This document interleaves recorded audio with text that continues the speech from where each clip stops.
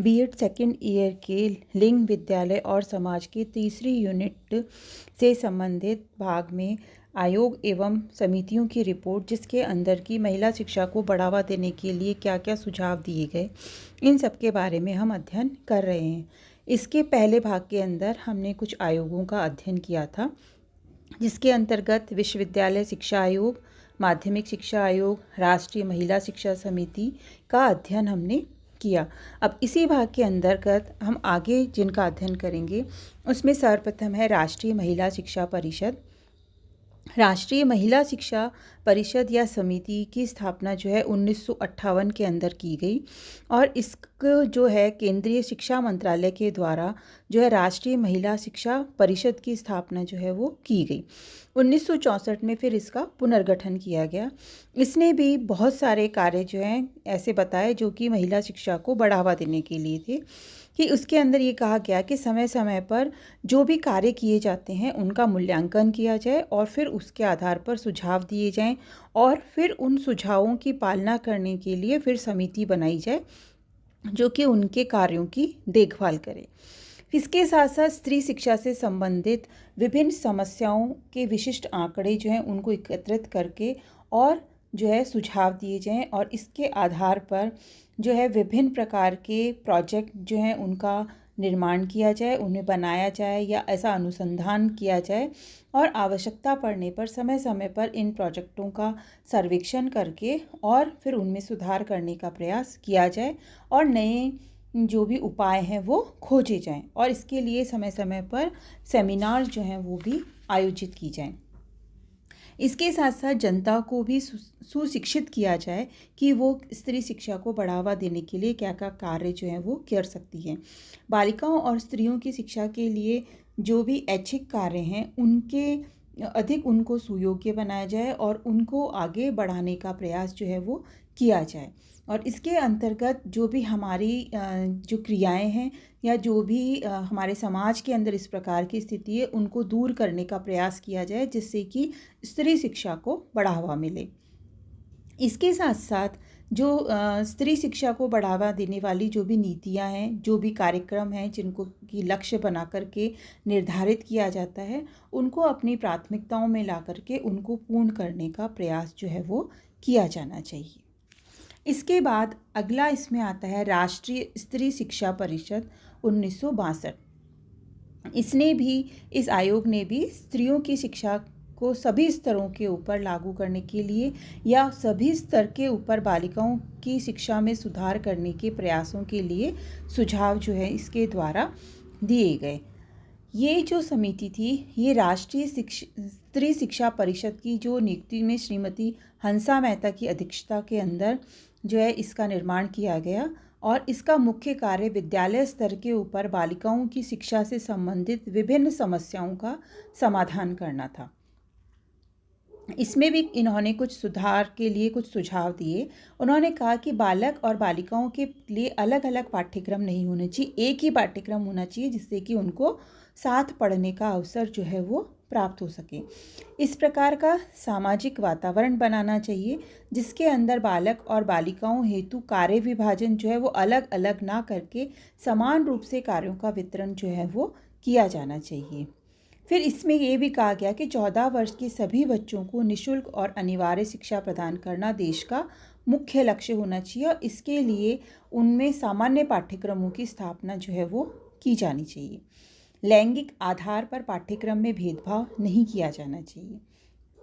साथ ही ये कहा गया कि माध्यमिक शिक्षा के अंदर बालिकाओं के लिए अधिक से अधिक सुविधाएं दी जानी चाहिए, जिससे कि सह शिक्षा वाले विद्यालयों के अंदर अध्यापिकाओं की नियुक्ति की जाए और बालिकाओं के लिए पृथक विद्यालयों की स्थापना जो है वो की जाए।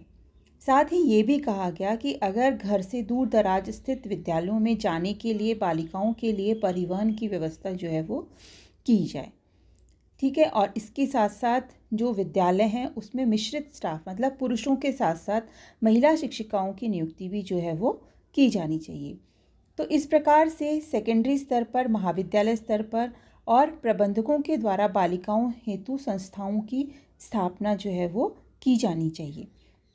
और महाविद्यालयों में बालिकाओं को प्रवेश दिलाना है तो उसमें भी अध्यापिकाओं की नियुक्ति होनी चाहिए। और कुछ भागों में अध्यापक और अध्यापिकाओं के मध्य जो विद्यमान खाई है, जहाँ पर ये माना जाता है कि पुरुष अपने आप को अधिक सक्षम मानते हैं, तो वहाँ पर जो है महिलाओं को भी बराबरी का दर्जा जो है वो दिया जाना चाहिए। अगला भाग इसमें है, जो हम इसमें अध्ययन करेंगे, वो है भक्त वत्सलम समिति 1963। राष्ट्रीय स्त्री शिक्षा परिषद के द्वारा 1963 के अंदर एक और समिति बनाई गई जिसे भक्त वत्सलम समिति के नाम से जाना जाता है। और इस समिति को जो है 1963 में मद्रास के तत्कालीन मुख्यमंत्री भक्त वत्सलम की अध्यक्षता के अंदर बनाया गया। इस कारण से इसे भक्त वत्सलम समिति के नाम से भी जाना जाता है। और इसमें कहा गया कि इसका लक्ष्य ये था कि शिक्षा के लिए जनता का जो समर्थन है उसका अभाव के कारणों को जानने के लिए गाँवों में उनको खोजना और सार्वजनिक सहयोग से या सामाजिक सहयोग से उसको प्राप्त करना था। तो इसके अंदर ये सुझाव दिए गए कि जो भी इच्छुक और सुशिक्षित जो जनता है उसके द्वारा शिक्षा की प्रगति की जा सकती है और उसको किस प्रकार से उसको उपयोग में लिया जा सकता है, ये इस समिति का एक मुख्य ध्येय था। इसमें ये कहा गया कि जनता के द्वारा उनकी सीधी जो सहयोग है, जनता का सहयोग वो प्राप्त किया जाए और निजी विद्यालयों की स्थापना की जाए, विद्यालय भवनों का निर्माण किया जाए, विद्यालय भवनों के निर्माण में ऐच्छिक श्रमदान किया जाए और विद्यालय भवनों को ठीक ठाक करने के अंदर सहायता राशि प्रदान की जाए।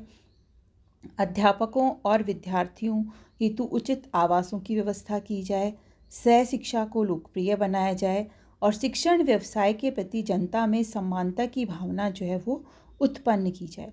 और इस प्रकार से जो लोगों के बीच में स्त्री शिक्षा को लेकर के जो संकीर्णताएं थीं, उन व्याप्त संकीर्णताओं को विभिन्न कार्यक्रम आयोजित लेकर के दूर करने का प्रयास जो है वो किया जाए। साथ ही साथ गरीब छात्र छात्राओं को मध्याह्न का भोजन, गणवेश, पाठ्यपुस्तकें, लेखन सामग्री आदि उपलब्ध कराई जाए। तो इस प्रकार से अनेक जो सुझाव थे वो इस समिति के द्वारा शिक्षा व्यवस्था को सुधारने के लिए दिए गए।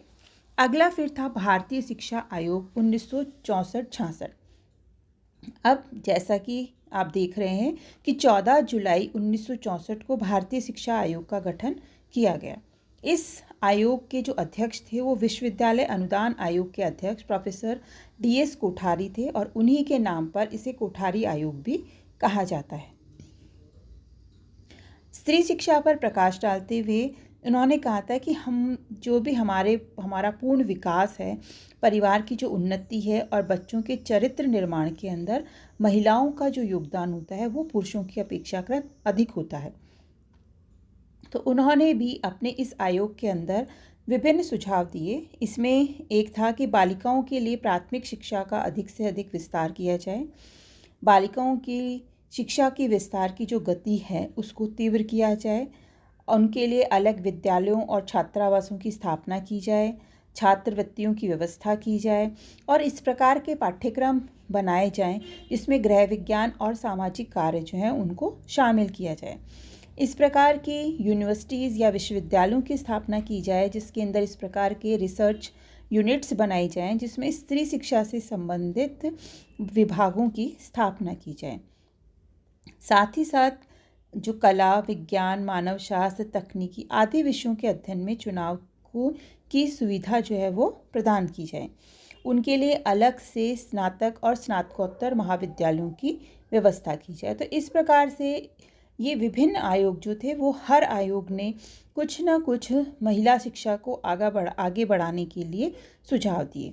इसी में आगे आती है हमारी राष्ट्रीय शिक्षा नीति जो 1986 में आई और वो एक हमारी शिक्षा के अंदर क्रांति मानी जाती है, जिसमें विभिन्न उपाय जो हैं शिक्षा को बढ़ावा देने के लिए, उच्च शिक्षा में सुधार करने के लिए विभिन्न सुझाव जो हैं वो दिए गए। तो इसके अंतर्गत भी अब तक बहुत कुछ बातें जो थी या बहुत कुछ ऐसा था जो कि महिला शिक्षा में सुधार से संबंधित वो विभिन्न आयोगों के द्वारा वो कार्य कर दिए गए थे और वो उनके सुझाव दे दिए गए थे। पर फिर भी जो शिक्षा नीति 1986 थी उसमें भी कुछ सुझाव दिए गए, लक्ष्य रखे गए। तो उसमें एक था कि बालक और बालिकाओं की शिक्षा में कोई अंतर नहीं किया जाएगा। स्त्री शिक्षा के लिए विशेष प्रयास किए जाएंगे और बालिकाओं को विज्ञान और तकनीकी शिक्षा प्रदान करने के लिए भी प्रोत्साहित किया जाएगा। फिर थी आचार्य राममूर्ति समिति। ये 1990 में आई और आचार्य राममूर्ति ने इसमें कुछ सुझाव दिए। उसमें उन्होंने कहा कि शिशु देखभाल के लिए जो भी शिक्षा केंद्र या प्राथमिक विद्यालय होते हैं उनके समीप जो है ऐसे केंद्रों की स्थापना की जाए। फिर कक्षा 1 से 3 तक पाठ्यक्रम शिशु शिक्षा केंद्रों के अनुकूल बनाया जाए। आंगनबाड़ी कार्यकर्ताओं और विद्यालय शिक्षकों के अंदर समन्वय स्थापित किया जाए। फिर ये था कि जहाँ पर 300 से अधिक छात्राओं पर प्राथमिक विद्यालय और 500 से अधिक अगर छात्राएं हैं तो वहाँ पर एक जूनियर हाई स्कूल स्थापित किया जाए। योग्य छात्राओं को छात्रवृत्तियाँ दी जाएं, उनको निःशुल्क यूनिफॉर्म और पाठ्यपुस्तकें दी जाएं, महिला शिक्षिकाओं की संख्या बढ़ाई जाए, छात्राओं को आवासीय विद्यालय उपलब्ध कराए जाएं और उच्च शिक्षा में बालिकाओं को व्यावसायिक शिक्षा के लिए प्रोत्साहित किया जाए। तो इस प्रकार से विभिन्न इस प्रकार के सुझाव थे जो महिला शिक्षा के लिए दिए जाने लगे। और हम ये देखते हैं कि प्रारंभ से ही जब भारत स्वतंत्र हुआ तभी से लेकर के और अब तक जो कार्य प्रणाली जो शिक्षा के अंदर वृद्धि के अंदर चल रही है उन सभी के अंदर ये प्रयास किए जा रहे हैं कि महिला शिक्षा को बढ़ावा दिया जाए और बालक और बालिकाओं को समान स्तर पर शिक्षा जो है वो प्रदान की जाए। Thank you.